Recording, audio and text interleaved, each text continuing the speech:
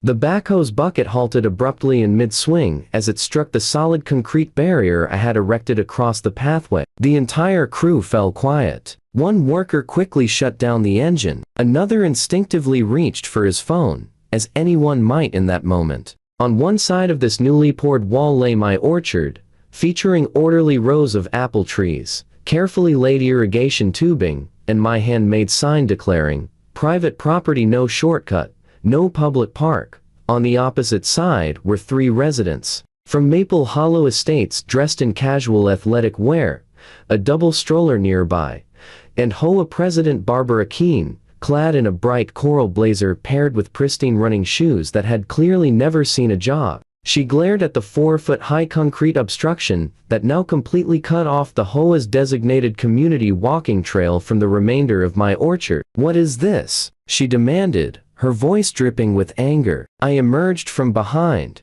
a row of Honeycrisp trees, brushed the dirt from my hands onto my jeans, and gestured toward the barrier. "That," I responded evenly, "is what you call a property line."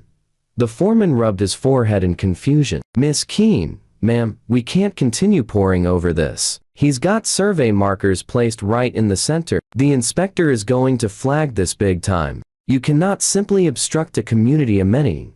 Barbara shot back at me. "This trail is integral to the Maple Hollow lifestyle package."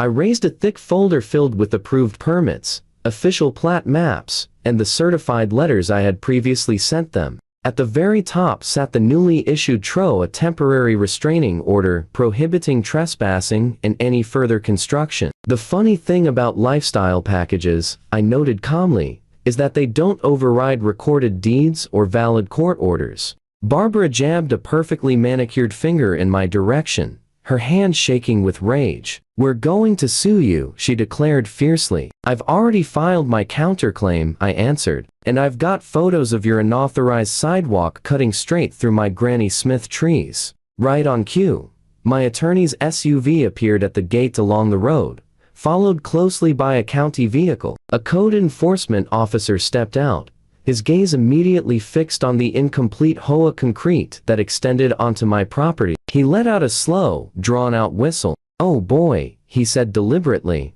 "they're really not going to like this report. My name is Mark Dempsey. I'm 50 years old, a widower, and I make my living growing apples. The Dempsey Orchard lies just beyond the town limits in Brookside County. 50 acres of trees, an old weathered farmhouse, a barn that carries the scent of hay mixed with engine oil, and a roadside stand offering cider, fresh donuts, and whatever specialty items my niece talks me into branding as artisanal. The place has belonged to my family for 3 generations. My grandfather planted the original trees himself. My father installed the irrigation system and expanded the operation. I returned after college when he fell ill and never left. For most of my life, the surrounding land consisted of open fields, dense woods, and a winding creek. Then the developers arrived, as they inevitably do, wearing sharp suits, flashing wide smiles, and tossing around terms like amenities and upscale rural living. They purchased the parcels to the west and north of my orchard and built a subdivision,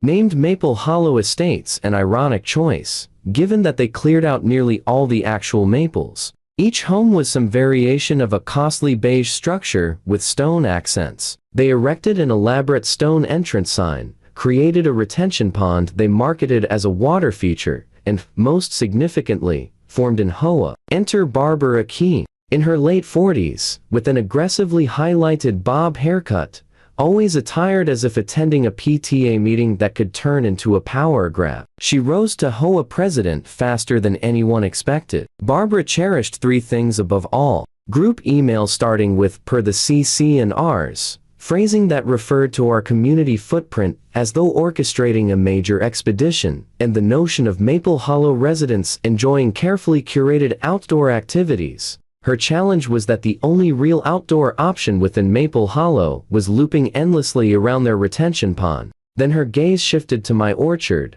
my gravel access road, and the grassy strip running alongside my southern fence near the creek. In her view, Maple Hollow's boundaries didn't stop at the recorded plat, they extended wherever her residents needed space for their brisk power walks. I was unfortunately about to discover what happens when an HOA president concludes that your property is secretly part of hers. It began with an email that never should have reached me. Barbara accidentally carbon copied the wrong address on a proposal for Maple Hollow Estates community enhancements. My niece Lily, who manages our orchard's email account, opened it, read through the entire document, and then hurried into the barn where I was repairing a sprayer. "You have to see this," she said, worry evident in her tone. The attached PDF was a triumph of vague, flowery language. Phase 1.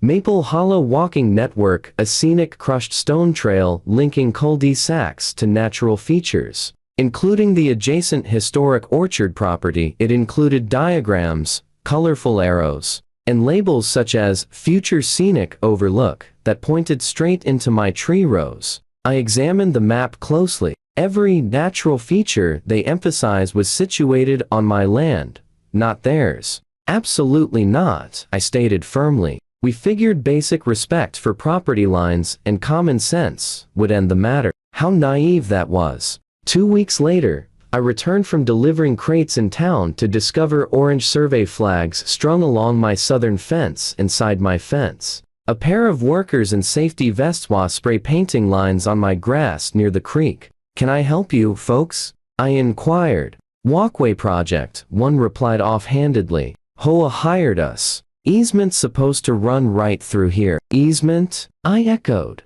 "Show me." They produced a laminated HOA map that bore a striking resemblance to Barbara's PDF. "Got a recorded easement from the county to back that up?" I pressed. They exchanged blank looks. I politely escorted them off my property and contacted the county recorder's office. After being transferred several times, I received confirmation. No such easement existed on my parcel. My deed was clear, no rights of way except for the drainage ditch at the rear. So I drafted a courteous letter to the Maple Hollow HOA. "Dear Maple Hollow Board, the land west and south of your subdivision, including the orchard and creek bank, is private property owned by Dempsey Orchards, Incorporated. We have not granted, and will not grant, an easement for a community walkway. Please refrain from sending contractors or residents onto our property. Any future trespassing will be documented and addressed accordingly.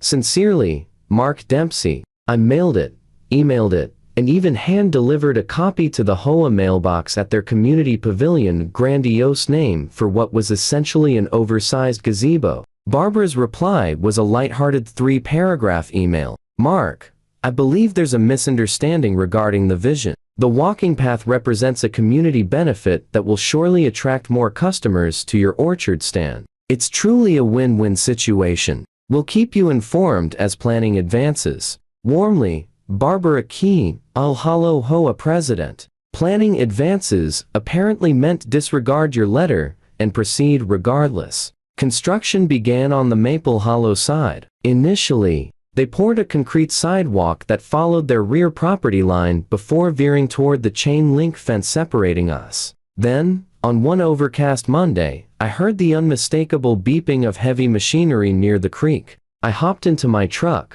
drove along the edge off the road, and there it was.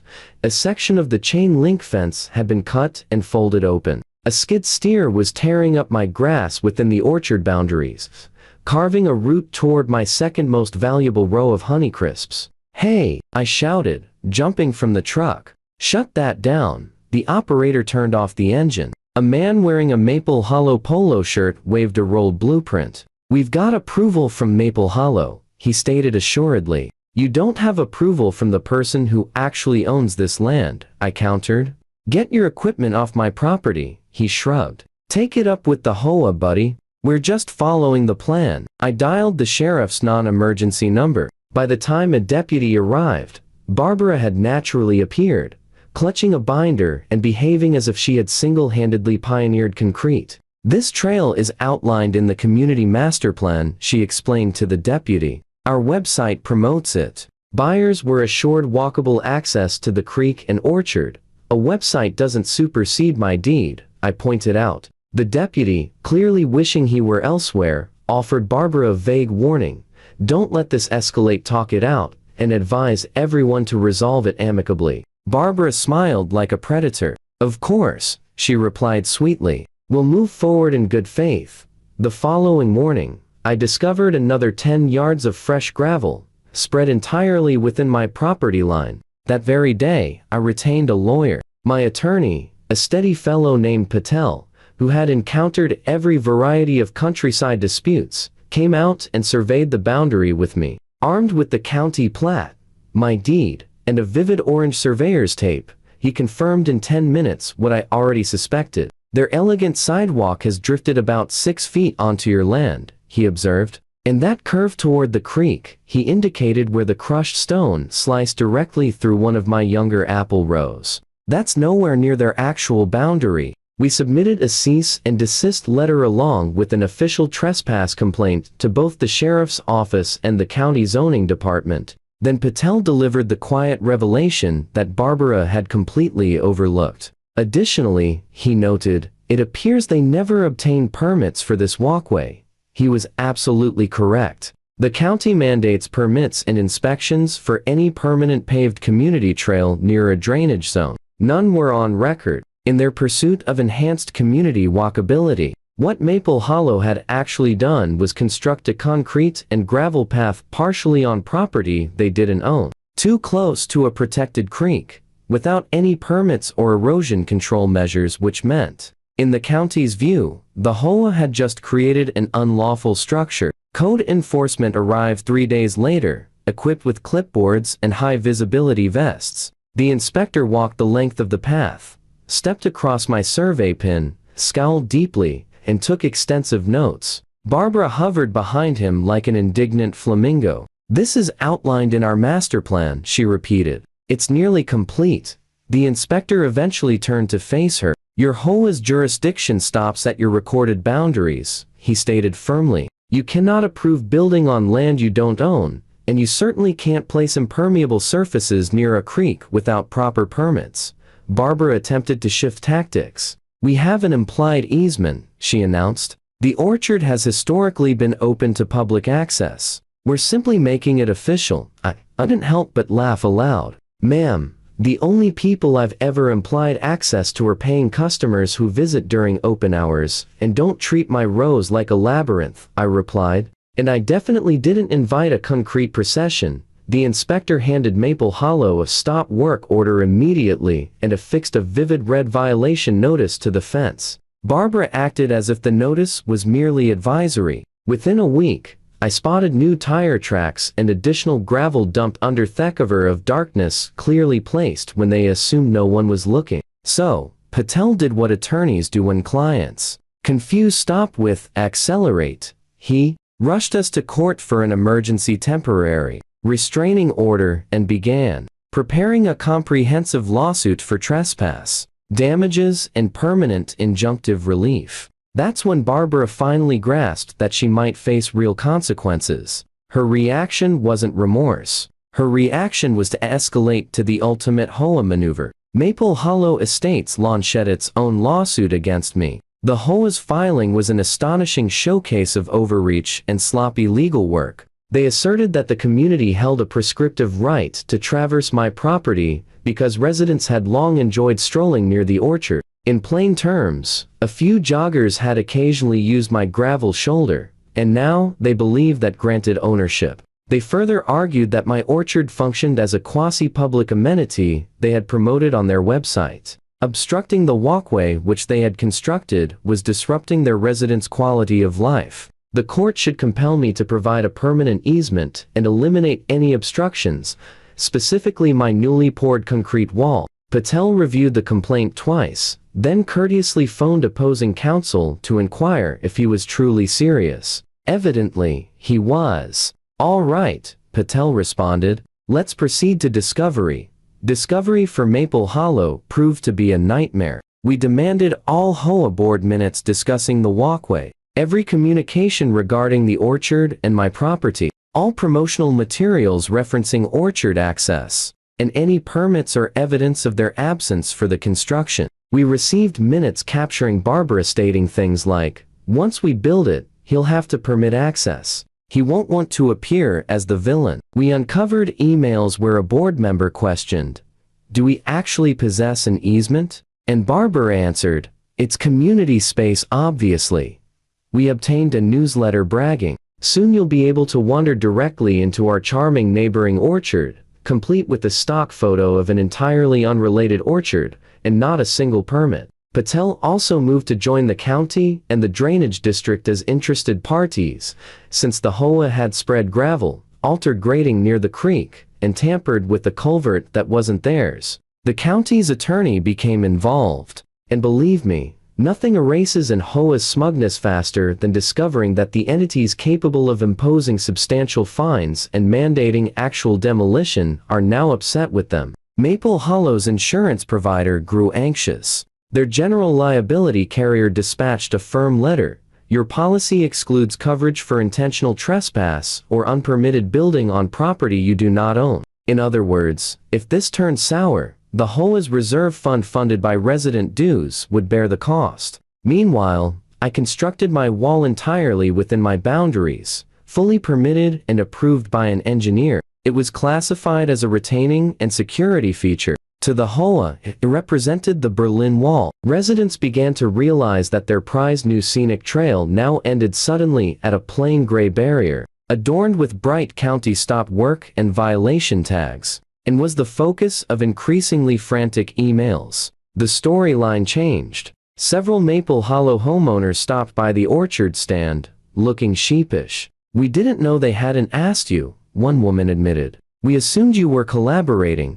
"Collaboration generally requires agreement," I pointed out. Patel submitted a counterclaim larger than my barn, alleging trespass, nuisance, crop damage, and seeking injunctions, compensatory damages, and attorney fees. He included an entertaining claim for slander of title, stemming from their public assertion that my land was community access. Abruptly, the HOA wasn't the sole litigant they were being countersued, with the county glaring disapprovingly in the background. At the hearing, Maple Hollow's lawyer attempted to reframe their unlawful sidewalk as a simple oversight, and my orchard as a semi-public boundary zone. The judge, a straightforward woman named Ramirez who had been raised on a farm, wasn't persuaded. Patel began with fundamentals. He projected the county plat on a screen, encircled the HOA limits in red, then outlined my parcel in blue. The constructed walkway appeared as a gray serpent slinking directly across the line into my trees.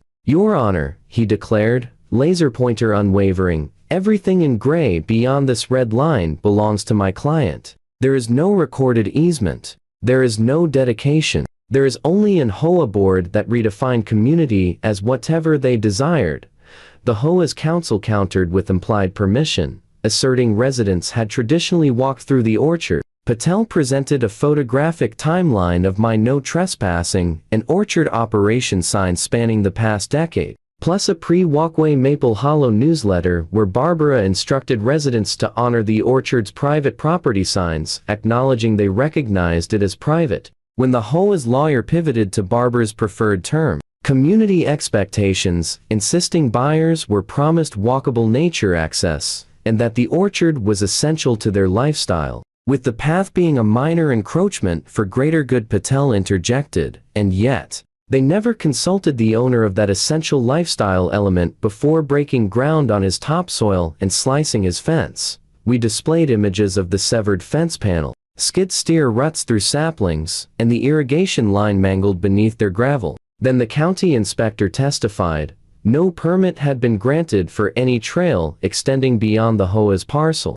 The HOA violated creek setback regulations. Their work threatened erosion into the waterway. Judge Ramirez's eyebrow arched at the term violation. Then Patel revealed the board minutes, projected for all to see, were Barbara's exact words. "If we initiate the path and encourage resident use, it will be more difficult for him to refuse later. Worst case, we handle fines. The community benefit justifies it." The judge looked up deliberately. "Miss Keen," she addressed, "did you author these statements?" Barbara gulped. "Those remarks are out of context," she replied uneasily. "What context?" the judge pressed. "Makes worst case, We handle fines acceptable when discussing deliberate construction on someone else's land. The courtroom fell silent. Judge Ramirez reclined slightly. This is how it appears to me, she concluded. And HOA desired a new amenity. It didn't own the necessary land.